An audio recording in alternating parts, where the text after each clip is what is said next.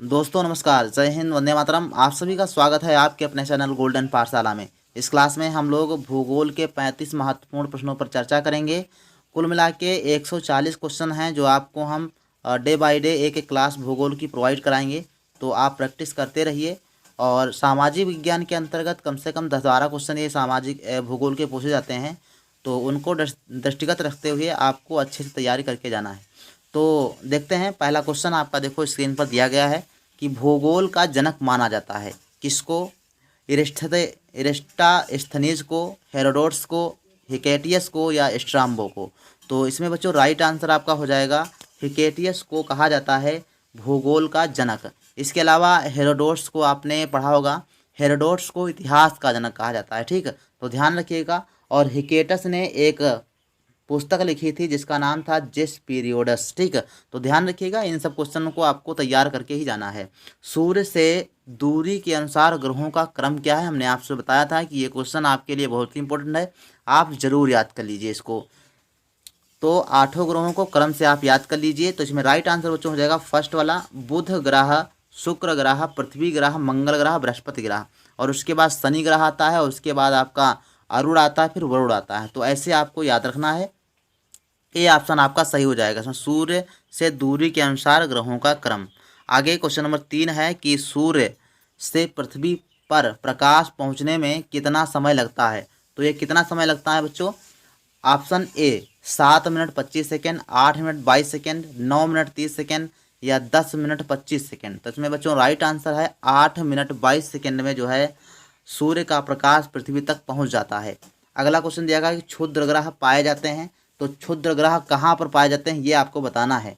तो बच्चों ध्यान रखिएगा, जो तारे, ग्रह, उपग्रह, इसके अतिरिक्त जो है असंख्य छोटे छोटे पिंड जो होते हैं सूर्य के चारों ओर चक्कर लगाते रहते हैं, इन पिंडों को ही क्षुद्र ग्रह कहते हैं। ठीक, यानी जो ग्रह, तारे, उपग्रह के अतिरिक्त जो सूर्य के चारों तरफ चक्कर लगाते हैं वो पिंड क्षुद्र ग्रह कहलाते हैं। और ये बच्चों मंगल ग्रह और बृहस्पति ग्रह के बीच में पाए जाते हैं। तो इसमें आपका ए ऑप्शन राइट हो जाएगा, मंगल और बृहस्पति ग्रह के बीच में पाए जाते हैं। चौथे नंबर प्रश्न के लिए राइट आंसर ए वाला। 5 नंबर क्वेश्चन दिया गया है कि वर्तमान में सौर मंडल में कितने ग्रह हैं? तो सौर मंडल में बच्चों इसमें इस समय वर्तमान में 8 ग्रह हैं, ये भी आपको ध्यान रखना है। और 9वां ग्रह को हटा दिया गया था 2006 में। नेक्स्ट प्रश्न आपका देखो दिया गया है कि किस ग्रह से ग्रह का दर्जा छीन लिया गया है? तो इसमें आपका राइट आंसर बच्चों हो जाएगा प्लूटो। प्लूटो को ग्रह का दर्जा छीन लिया गया है। ये पहले ग्रह हुआ करता था लेकिन 2006 में इसको ग्रह ना मानते हुए इसको ग्रह की श्रेणी से हटा दिया गया था। सूर्य के सर्वाधिक निकट स्थित ग्रह कौन सा है? तो 7 नंबर क्वेश्चन में राइट आंसर हो जाएगा, सभी को मालूम है, बुध ग्रह, जिसको मरकरी भी कहा जाता है और ये सूर्य के सबसे नज़दीक है। कौन सा ग्रह भोर का तारा उपनाम से प्रसिद्ध है? तो 8 नंबर क्वेश्चन के लिए ऑप्शन है शुक्र, मंगल, बुध और पृथ्वी। ठीक, तो कौन सा ग्रह है जो भोर का तारा कहलाता है? तो ये बच्चों है शुक्र ग्रह। शुक्र ग्रह को पृथ्वी का जुड़वा, पृथ्वी का बहन और सर्वाधिक चमकीला ग्रह, भोर का तारा, संध्या का तारा, ये सब उपनाम से इसको जाना जाता है। तो शुक्र ग्रह को विशेष करके ध्यान रखिएगा, चमकीला ग्रह और पृथ्वी की बहन, जुड़वा ग्रह और भोर का तारा, सांझ का तारा, ये आपको ध्यान रखना है। ये शुक्र ग्रह होता है। कौन सा ग्रह नीला दिखाई देता है? तो ये बच्चों आपका पृथ्वी हो जाएगा। पृथ्वी को नीला ग्रह कहते हैं, क्यों कहते हैं? क्योंकि इसका 2/3 भाग पानी से है, जो है पानी है 2/3 भाग इस पर।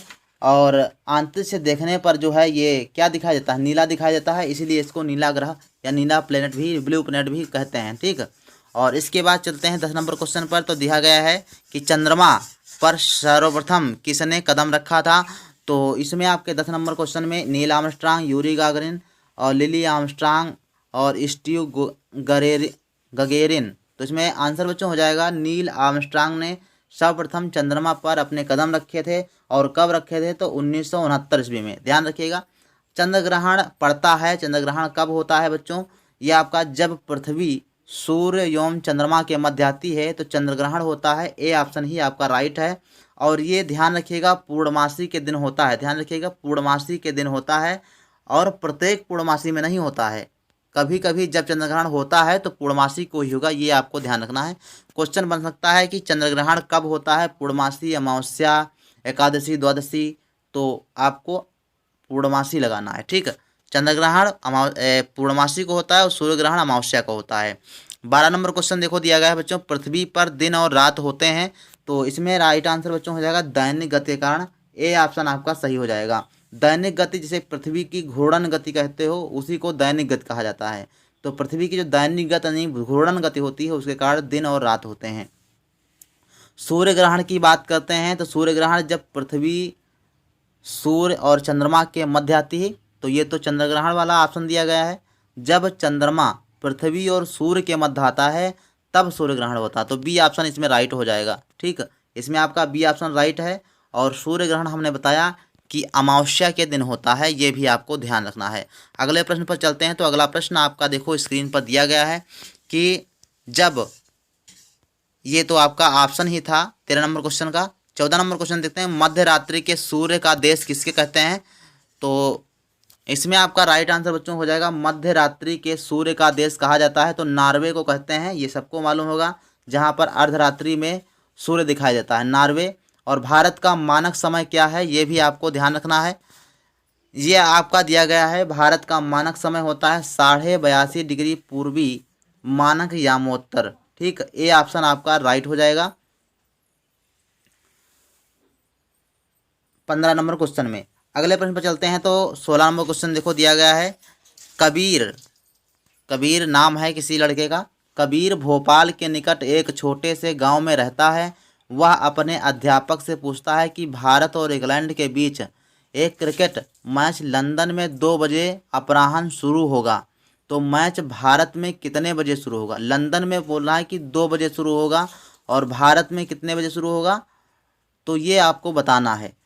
तो ये आपको ध्यान रखना है कि जो आपका भारत का ग्रीनविच के पूर्व 82 डिग्री 30 पूर्व में स्थित है, यानी जो भारत का समय है वो ग्रीनविच समय से 5 घंटा 30 मिनट आगे चलता है।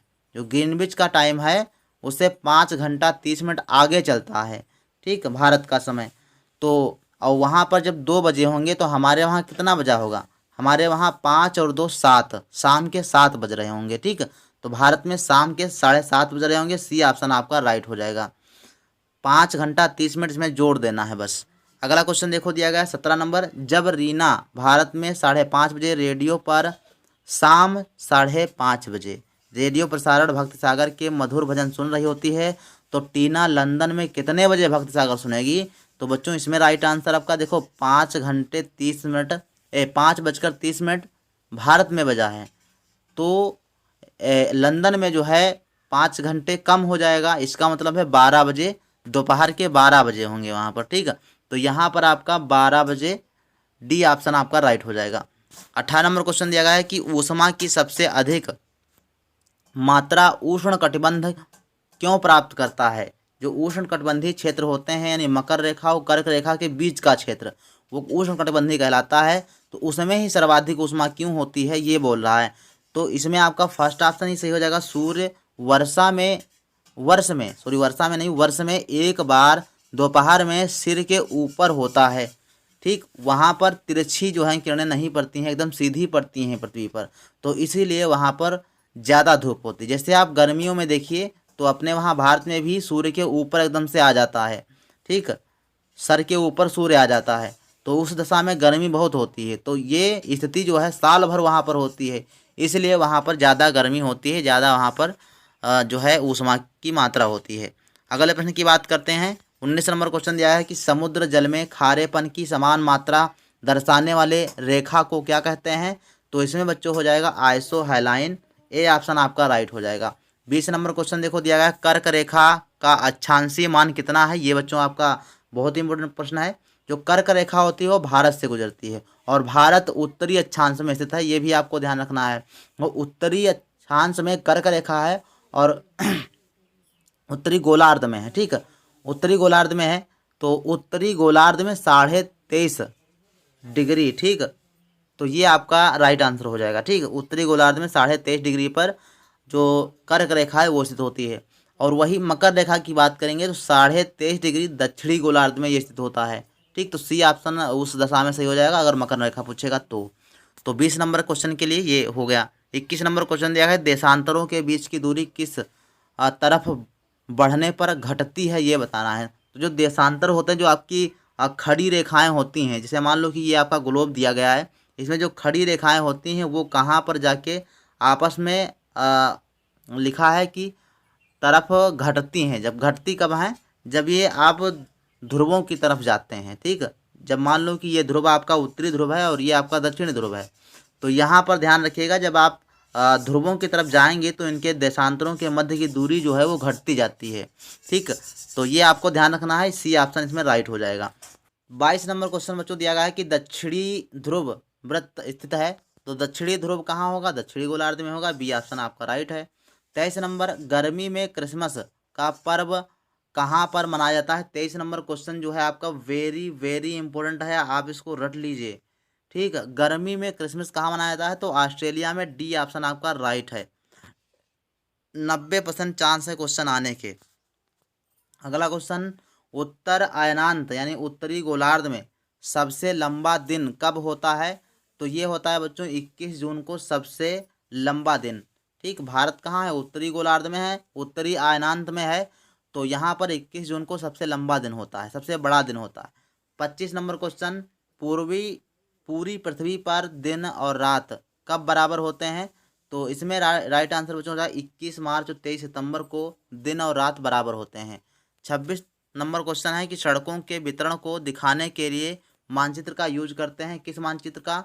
तो भौतिक मानचित्र, राजनीतिक मानचित्र या थीमेटिक मानचित्र, या उपरोक्त में से कोई नहीं। तो इसमें बच्चों हो जाएगा थीमेटिक मानचित्र होता है, जो सड़कों के वितरण को दिखाता है। 27 नंबर क्वेश्चन दिया गया है कि मानचित्र में नीले रंग का इस्तेमाल किसे दिखाने में किया जाता है? तो जलाशय, पर्वत, मैदान, सड़क।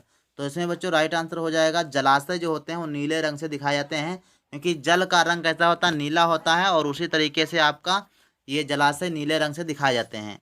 तो ये आपको याद हो जाएगा। अच्छे क्वेश्चन भी अच्छा है और क्वेश्चन आपको ध्यान भी रहेगा। 28 नंबर क्वेश्चन, किसी देश के मानचित्र में जिला सीमा दिखाई जाती है, कोई भी जिला सीमा हो या फिर आपका देश की सीमा हो, ठीक, तो किससे दिखाई जाएगी? तो वो ध्यान रखिएगा, आपका सी ऑप्शन सही हो जाएगा। ये डॉट डॉट जो लाइनें होती हैं, इससे आपकी जिले की सीमा दिखाई जाती है, ठीक। अगला क्वेश्चन देखो दिया गया है 29 नंबर, माउंट एवरेस्ट पर सर्वप्रथम चढ़ने वाले व्यक्ति कौन थे? तो इसमें बच्चों हो जाएगा आपका एडमंड हिलेरी और शेरपा तेंजिंग, ठीक। ये आपका आंसर सही हो जाएगा, ए वाला। एडमंड हिलेरी ब्रिटेन के थे और शेरपा तेंजिंग भारत के थे, ठीक। और 30 नंबर प्रश्न दिया गया है कि भारत की प्रथम महिला बछेंद्री पाल ने माउंट एवरेस्ट पर कब अपने कदम रखे थे? तो इसमें बच्चों 30 नंबर में राइट आंसर हो जाएगा 23 मई 1984 ईस्वी। अगला क्वेश्चन दिया गया है विश्व का सबसे गहरा भाग मेरियाना गर्त स्थित है, तो कहाँ पर है? इसमें आपका राइट आंसर बच्चों हो जाएगा प्रशांत महासागर में, ठीक। प्रशांत महासागर में मेरियाना गर्त है।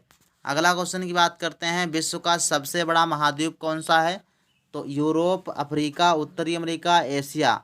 तो 32 नंबर का राइट आंसर हो जाएगा बच्चों, ये एशिया महाद्वीप होता है, जो विश्व का सबसे बड़ा महाद्वीप होता है। और 33 नंबर क्वेश्चन है कि कौन सी पर्वत श्रृंखला एशिया एवं यूरोप को अलग करती है? तो ये बच्चों हो जाएगा यूराल पर्वत, जो एशिया और यूरोप को अलग करती है। और एशिया और यूरोप का जो मिला जुला भाग होता है उसको यूरेशिया कहते हैं, ठीक। और वहीं पर यूराल पर्वत का निर्माण होता है।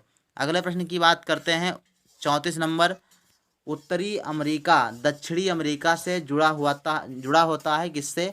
स्थल जल संधि से, स्थल संधि से, जल संधि से, नहर से, सड़क से। तो बच्चों ये स्थल जल संधि से जुड़ा हुआ है, उत्तरी अमेरिका और दक्षिण अमेरिका, ठीक। और इस स्थल संधि को कहते हैं पनामा स्थल संधि, ठीक। तो ये भी आपको ध्यान रखना है। अगला क्वेश्चन देखो दिया गया है 35 नंबर, और 35 नंबर क्वेश्चन है कि अंटार्कटिका स्थित है, तो अंटार्कटिका कहाँ पर है? तो ये बच्चों हो जाएगा दक्षिणी गोलार्ध में अंटार्कटिका स्थित है। तो इस प्रकार से 35 क्वेश्चन करवा दिए हैं। बाकी आप लोगों को 35 से लेकर 70 तक के कल प्रश्न मिल जाएंगे भूगोल के, और 3-4 दिनों में सारे भूगोल क्वेश्चन जो है कंप्लीट कर देंगे। और बाकी लाइव क्लासेज आपकी 7 बजे से लेकर 8:30 बजे तक डेली चलेंगी। तो आप लोग सभी लोग जुड़िए और सभी को बताइए कि यहाँ पर अच्छे से तैयारी करवाई जाती है। तो एक बार सभी लोग वीडियो को शेयर कर देंगे। मिलते हैं फिर नेक्स्ट वीडियो में, तब तक के लिए धन्यवाद।